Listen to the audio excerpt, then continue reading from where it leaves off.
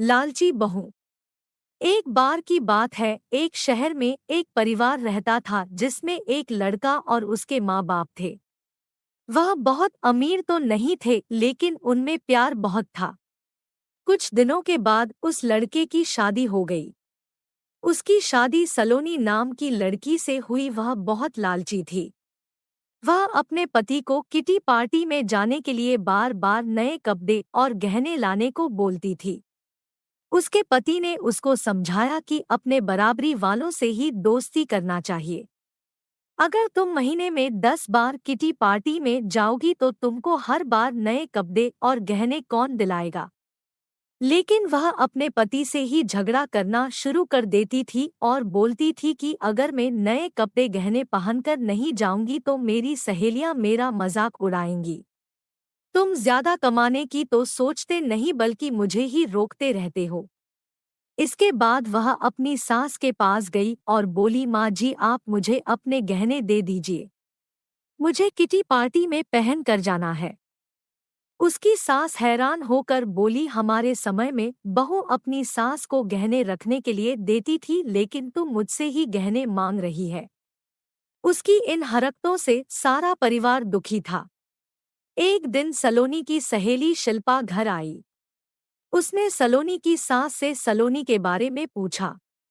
उनने बताया कि सलोनी पार्टी में गई है। शिल्पा ने सलोनी की सास से पूछा, आप इतनी दुखी क्यों दिख रही है।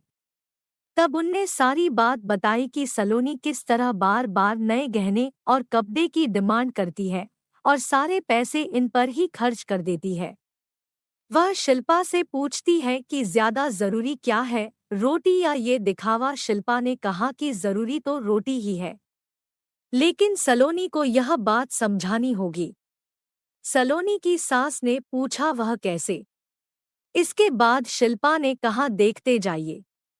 शिल्पा ने अपने जितने भी गहने और नए कपड़े थे सब लाकर सलोनी के घर रख दिए और उनका सारा राशन और फर्नीचर लेकर अपने घर चली गई। जब सलोनी घर आई तो अपने अलमारी में नए गहने और कपड़े देखकर बहुत खुश हुई। इसके बाद वह अपनी सास से बोली, यह किसके हैं। तो उसकी सास बोली, यह सब तेरे हैं। तुझको अब जितना बदल कर पहनना है पहन ले। सलोनी उनमें से नए कपड़े और गहने पहनकर घर में घूमने लगी। कुछ देर के बाद वह जब रसोई में गई तो उसने देखा कि घर का सारा राशन गायब था। राशन के डिब्बों में गहने थे। वह अपनी सास से बोली, यह क्या है, घर का सारा राशन और फर्नीचर कहाँ गया। उसकी सास बोली, वह सब बेचकर ही तेरे लिए नए गहने और कपड़े लेकर आए हैं। अब तू इनको ही बदल बदल कर पहन। सलोनी बोली, लेकिन गहनों से पेट थोड़ी भरेगा, खाना तो खाना ही पड़ेगा। तभी सलोनी की सहेली शिल्पा भी आ गई। उसने कहा, जब पहले तुम्हारी सास ने तुमको समझाया तब तुम नहीं मानी, इसलिए हमने यह सब किया। अगर तुमको लगता है कि तुम्हारा पति पर्याप्त नहीं कमाता तो तुम खुद नौकरी क्यों नहीं करती। तुमको इन फालतू के दिखावे से बचकर अपने घर पर ध्यान देना चाहिए। अब सलोनी को अपनी गलती का एहसास हो चुका था। Moral of the story. सीख, हमें फिजूल खर्ची से बचकर जरूरी चीजों पर ध्यान देना चाहिए।